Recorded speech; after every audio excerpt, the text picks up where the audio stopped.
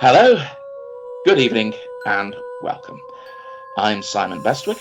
And I'm Gemma Files, and this, of course, is No Oh, Darkness yes, But that. Ours. Welcome to the second part of our conversation with Paula Ashe. You can find a link to part one of the interview in the description below. Now, without further ado, here's part two of our talk with Paula, here on No Darkness But Ours. I also have similar similar, I don't know, I don't want to say issues, but similar issues with anger. I'll just say that. Yeah. But it's funny because I don't think of myself, like, I never, for the longest time, I never thought of myself as a person who had anger, because in my family, particularly with young people, you're not allowed to express anger. Like, I was never allowed to express anger until I was just never really allowed to ever, until I, moved out on my own. And by then it's too late, right? Because if you aren't taught how to express anger appropriately, you do explode, and you explode at the wrong people at the wrong time. The people that you think it's safe to explode with. Yeah, and so a lot of what I write about also is and I don't know if it's so much in this particular book. I think there's some of that in some of the stories, but I know a lot of the stuff that I'm planning on doing, and I have some plans into, is to explore what happens when, because that's something I didn't anticipate. I didn't anticipate, like, becoming a person who would struggle with that, because I was like, well, I don't, because I grew up like, I don't have a temper. I never get mad, and then I get mad, and it's like, like the apocalypse, like, you know what I mean? Slow yes. anger. Yes. Slow building anger. Slow building anger. It takes a long bit when it goes, it's boom. And the cleanup is awful, and the guilt is awful, but it's a thing that you can't control. And I always feel like that window for me has closed. Like, I can try, to mitigate some stuff, but again, like, if you've never been taught how to be angry appropriately, and you don't realize that until you're, like, in middle adulthood, what are you gonna do with that? Like, now, and then, I mean, like, so really all I can do is put up, all I can do is put out tarp, basically. Like, I gotta put tarp down, nail some stuff down, board up the windows, and then, okay, the explosion's gonna happen, and then I try to clean up as best I can. And I think a lot of the characters that I tend to be drawn to, and the characters that I write about, have kind of similar kind of backgrounds, kind of similar issues, and then others, obviously others don't, but that's a lot of where I write from, is like, how do you deal with, because the idea of dealing with anger in a productive way is just entirely foreign to me. That was never. You can kind of see the appeal of having those kind of great big kind of self-immolating bursts of anger that just, like, like the final kind of going in this final rampage sort of thing, because you can imagine the relief of no longer having to try and keep up the pretense of being normal or fight all this shit. It's exhausting.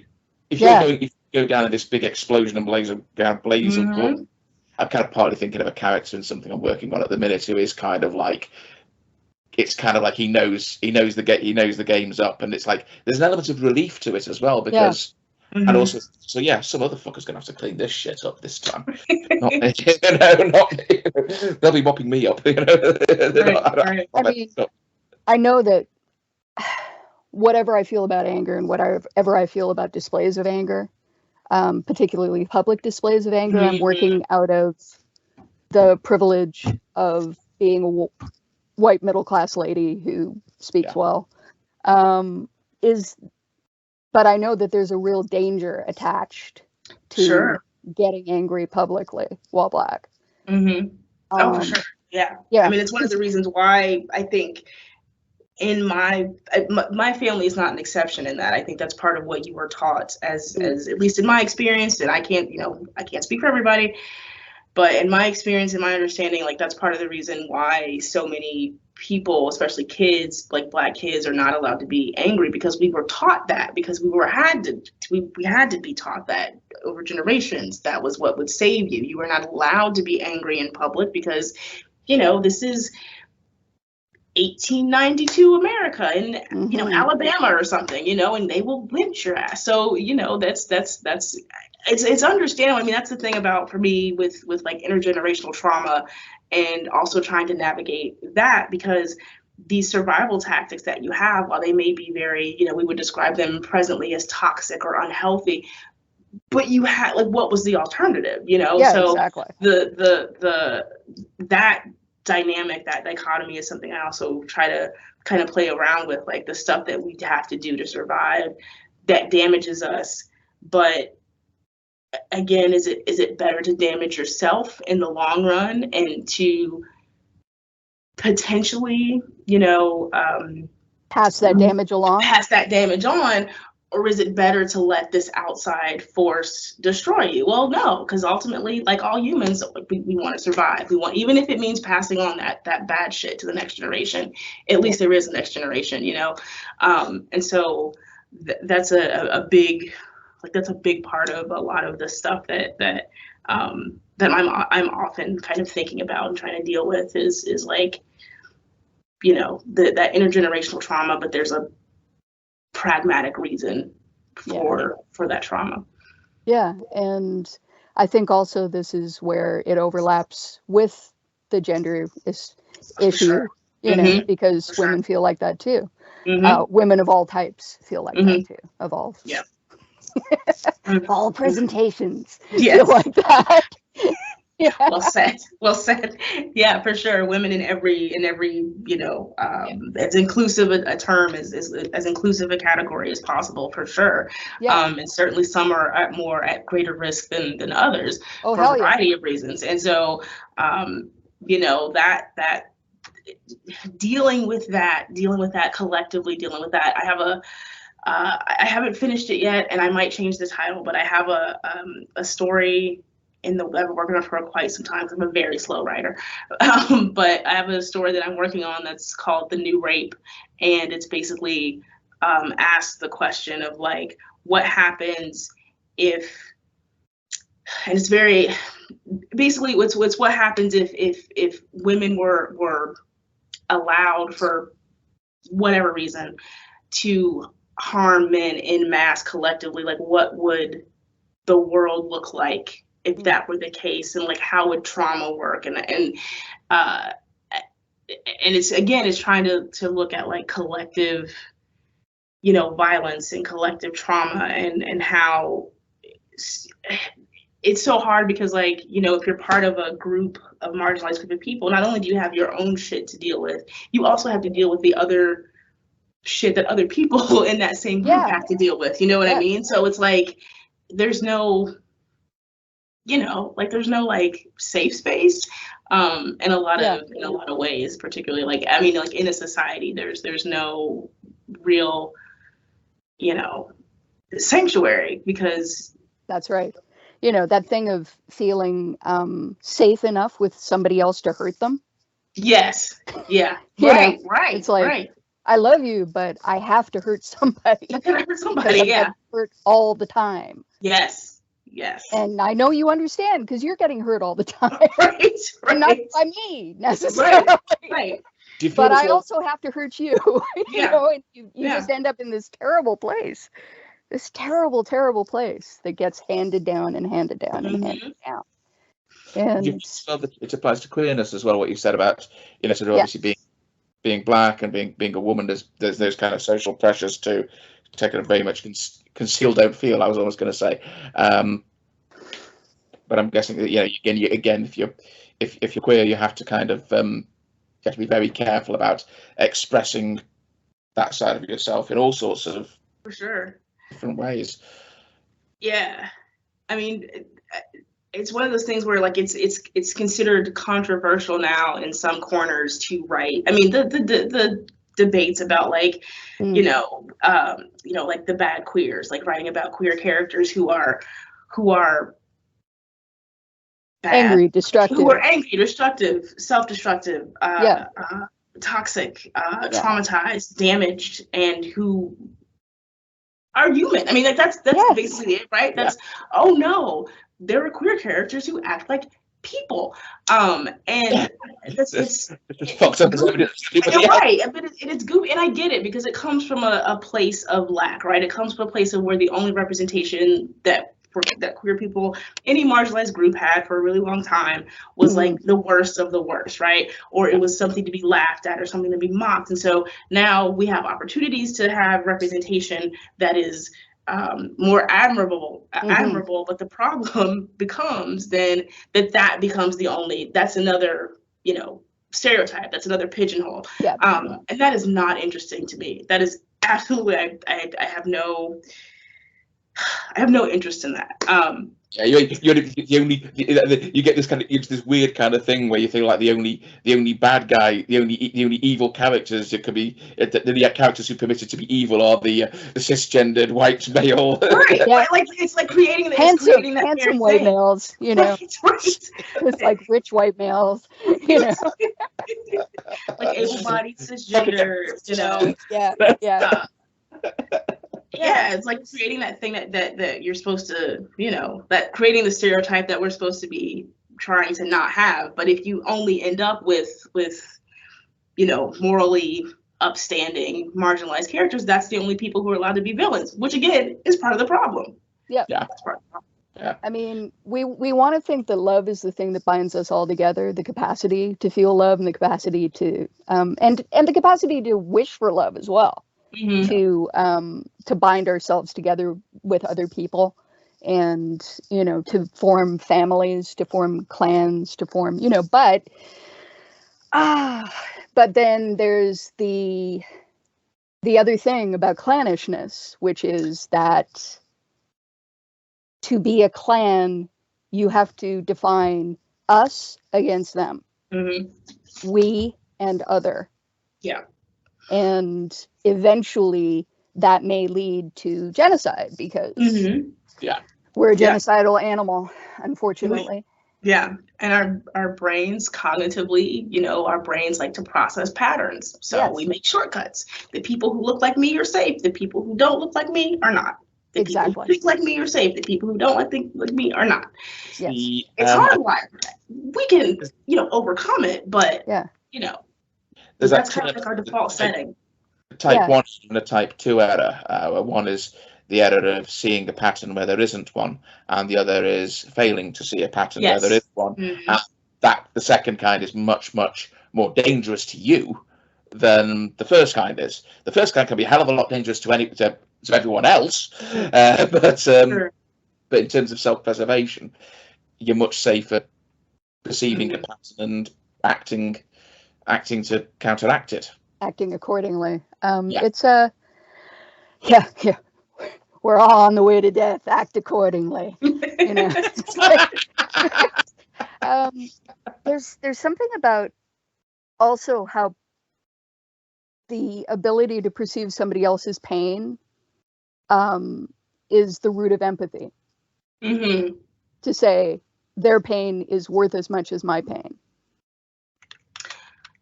Yeah. And you have to, and so you have to be willing to see other people's pain and think about them in a way that might be dangerous, that leaves you a little bit vulnerable, I think. And so I think that's also the risk, because you hope that perceiving somebody else's pain and being empathetic towards them will lead them to be empathetic towards you, but perceiving somebody else's pain might cause them to act violently towards you. Towards you. Yeah. They might be like, "Oh, you think you know something about me? Fuck you!" Right. Yeah. Like, oh, great. Yeah. Humans and things. It's true.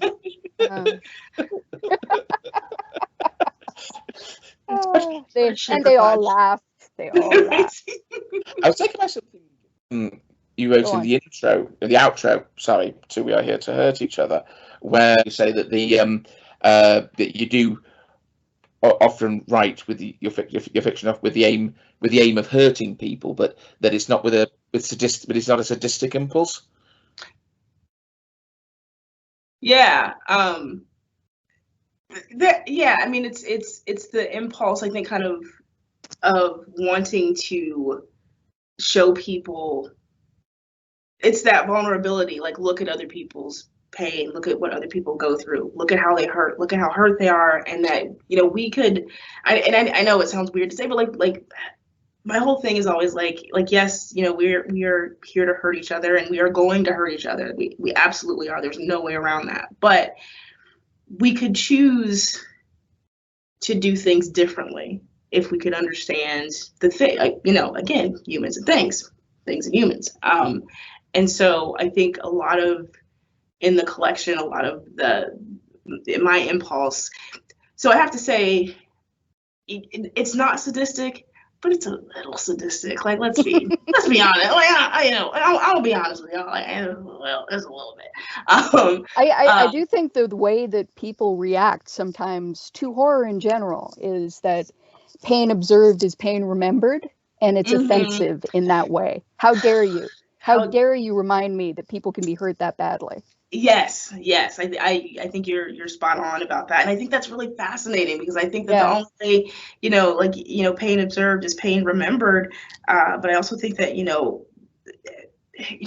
pain remembered is a warning understood. Like, that's a it's an implied threat. It's a like yes, that is how that is. And, you know, I'm sorry that happened to you, whatever it may have been, but you know, let this be a lesson. Like, you know, this is something we don't have to keep doing this over and over again, but we're probably gonna, you know, and it's the Captain Kirk.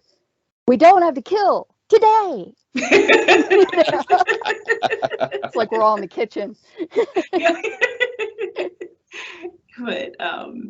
But yeah, for sure. Like, I think it's trying to communicate something about, like, how I know it's hard to look at people's pain. I know it's hard it's overwhelming, particularly in, you know, like so like Twitter's like a cesspit, right? And like every time I go on Twitter, I'm just like, why did I do this to myself? It just feels so shitty afterwards, because it's, you know, everybody's terrible. Politicians are terrible. People are terrible to each other. And it's just like, why am I doing this? And I get it that it's, you know, it's hard to look at that constantly, because it makes you so hopeless, and it just cores you out, and it's exhausting and all those things.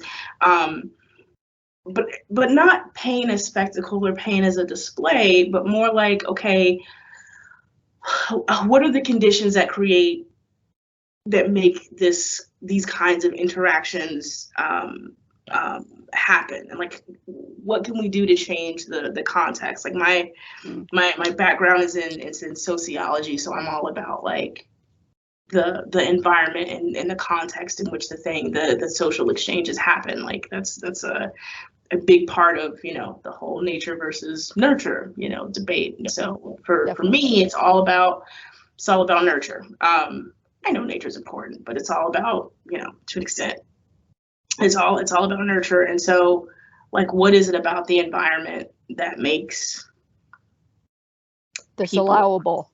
Yeah, that makes this allowable. That makes this okay. You know. Yeah. To the extent that we can assert any control, we can't really assert, you know, what genetic stuff. Yeah, for sure. Again, it's it's that whole thing of like, yeah, you've got a menu of fairly shitty choices here, but you can still, there are choices that are demonstrably less shitty than the others. Standards. I remember one of the things that really freaked me out about, and a lot of this transferred to In That Endlessness, all the stuff that I wrote for that, that really freaked me out about Trump getting elected, and everything that was attendant on that, that everything before it and everything after it was, I thought we had standards. I thought we had general standards of behavior. Yeah, and it's like everybody was faking it this whole time. Like, they were just waiting for somebody to go. Yeah, they were waiting. It's okay to be cruel. It's that's absolutely okay to be cruel and mocking. Yes. I mean, it's been, I think it was Timothy Snyder who he coined a term that applied it to Trump. It applies to a lot of other contemporary right-wing populist politicians, which is pseudo-populism, which is in the past, the Hitlers, the Mussolinis would at least be promising to be, leading you to some kind of brave new world. Things will get better. We'll make Germany great. Well, I mean, Trump promised to make America great again, or whatever. But it's not even about making your life better, but we will make the lives of these people shitter. Yep. We will actively make these people suffer, and it becomes about the cruel. I think it's an article somebody wrote about Trump's sort of reign fairly early on, said the cruelty is the point. Yes, yeah. What is the point? The cruelty is the point. What is the point of this cruelty? The cruelty is the point. Right. It also reminds me to some degree of that whole song, someday you will ache like I ache. It's like, and that's enough. It's enough. To know that nobody's having a better time than me. Nobody's having even as good a time as me, because I at least can find some, pleasure in knowing that other people are hurting as much as I am. Yeah. I think there's a perpetuating aspect to it as well.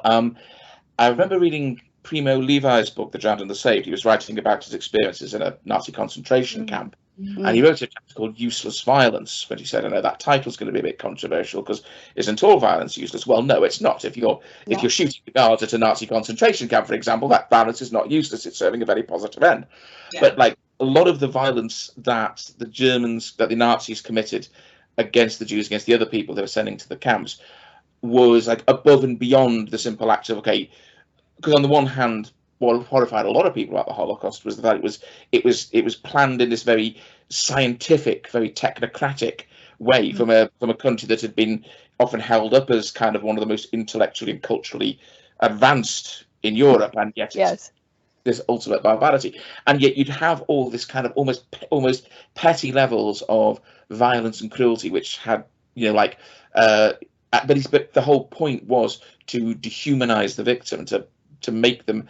Like, for example, when the prisoners being sent to the camps would often be, crammed into these cattle carts, and occasionally it would stop at stations. They'd have the chance to kind of get out and shit all over the tracks. It would be the only place they could relieve themselves. And of course, immediately anyone looking on would go, oh, what a disgusting spectacle. And the whole point was to degrade them to a level. That these are not people, these are animals. These are objects. Yeah, these are things. And objects can be disposed of, and animals can be killed. Slaughtered. Or even beyond an animal or an object, something that is actually worthy of destruction. Something the vermin thing, right? They're like roaches, they're like worms, they're like rats. A lot of rat imagery. We get a lot of that. We're getting a lot of that right. Well, we're not quite getting the rats and roaches, but we're getting the whole language of it. We're being invaded. We're being, hordes of refugees in this country. Yeah, I think rats and roaches are definitely being called up by that language. It's like, open up the walls and they all scurry away. Jesus Christ. Sure. Yes, if the only place you had to live was the walls, then yes, but you're still a person. Yeah, you're always a person. Yeah. The sheer sort of, there is as well, of course, it's like the whole thing as well. If you're having to, if you're constantly having to manage some form of pain or whatever, then, to an extent, just the simple act of living in any kind of society, in any kind of civilization, requires a certain amount of that, because you're having to sublimate, even on a most basic level, certain impulses. Was it Freud called it civilization and its discontents? Even on a basic level, you have to you can't gratify every impulse, and over time that's going to balance up. And I think as well, especially when you've got someone coming along who's basically trying to direct the blame for a shitty situation anywhere but where it should actually be directed, then there is, I suspect, a release in sort of like tossing aside all social convention and just reveling in being as much of an absolute fucker as you can be. Well, it also occurs to me that, pain itself, the spectacle of pain, when you see somebody suffering, you can either choose to empathize with that person, or you can choose to say, this is a display. This is a joke. This is an act. you know, which is one of the things that I always send. I understand the whole white women's tears thing. Believe me, I really understand it. But there was that part of me that was sort of like, I don't know, is this sort of like, you know, well, gaslighting is shit, but let's gaslight this one group of people because we don't like them very much. Yeah, I mean, it's the, you know, it's sort of a strategic, what do they call it? Strategic horizontal violence. Like, I'm gonna attack the people who are oppressed in similar ways as I am, and then sort of negate their validity and you know, bring that stuff into question. And it's, you know, it's all sort of built on this whole overarching idea of you know, subjugating the other, and having the other subjugate others, you know, and just kind of that building on itself, you know, as a way to kind of foment disunity and all that sort of thing. So allies to power. You know, you know, again, it's like the guilt is there, right? When you support a system that, you know, dehumanizes other people, to keep yourself from being dehumanized. Well, yeah, I mean, like the system. Right. I mean, in the spectacle, the thing about, you know, violence as a spectacle, it's also a threat, right? Because if we keep doing this stuff to this person, what's going to stop us from doing this to you? So you better stay in line.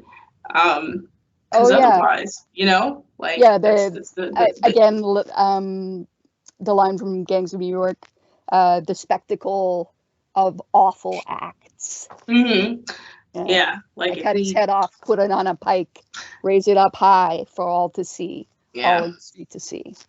Like, we're going to this is a threat and a warning, and you better fall in line. I mean, that's so much of what the I can't help but think about so much of the anti-LGBTQ plus rhetoric and violence that's happening, you know, across the globe, particularly in the United States, is you know, the we're going to do violence against somebody.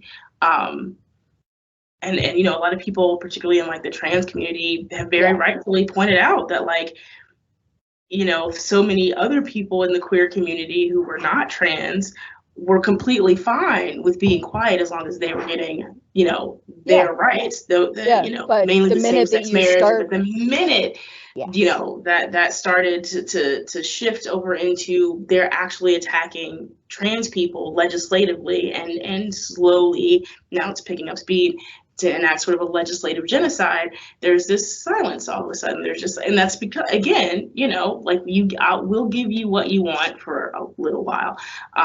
You be quiet and let us, you know, take it on these other people. But eventually, again, it always, you know, you'll run out of others at some point. So, you know. And then you move on. I mean, I remember when I was first becoming a critic, I saw a documentary called Blood in the Face, and it really brought across to me the fact that whiteness is a construction, you know, because I have blood in the face, and that'll save me for a certain amount of time. But, you know, eventually you get to the point where it's like, okay, you have blood in the face, but you also have brown eyes and brown hair. Right. Like, there's it's, you know, the arbitrariness of what it's built upon slowly over time becomes obvious. So let's keep creating reasons to you know, to subjugate and abuse and oppress, because you know, you're not doing, you don't gender like I gender, so you're in trouble now. Exactly. You don't, so it starts with don't say gay, but inherent in don't say gay is eventually we will put you in a place where you cannot be yourself. For fear of death. In any way. I mean, it's real, you know, it's real bleak shit. Obviously. No, you're fine. I mean, it's one of those, it's a scary time, but there's also a lot of, you know, but we should talk about it. It's a scary time for sure. Let's do it. But it's also, there's a lot of resistance. I think people are for lack of a better phrase, are waking up. I think I will admit that I was also kind of complacent for a while after DOMA was repealed. I was like, cool, Yeah. And so I think that there was this sense of complacency. Obama was in office. Everything was cool. It was good. Not everything was good. Certainly if you lived in Syria and different places, things were not great. But it was doable. It was better than it had been before. And to miscalculate the snapback, the animosity, the snapback, the revenge, if you will, I think was a grave mistake. And you can hear the final part of our interview with Paula Ashe at the same time next week. Paula's Stoker-nominated debut collection, We Are Here to Hurt Each Other, is published by Nictitating Books, and you can buy it from Amazon or Godless. Links are posted in the description below. No Darkness But Ours is made possible through generous donations from horror enthusiasts just like you. If you'd like to support us, you can sign up to our Patreon and get access to exclusive content, or you can make a one-off donation via Ko-Fi. Links in the description below. If you enjoyed this episode, please let us know in the comments, share and subscribe, and don't forget to hit the like button if you're watching us on YouTube. Let us know as well if there's anything you'd really like to hear us talking about in the future, and we'll be back with more at the same time next week. Until then, I have been Simon Bestwick. I am still Gemma Files, and this is, of course, No Darkness. Darkness. Ours.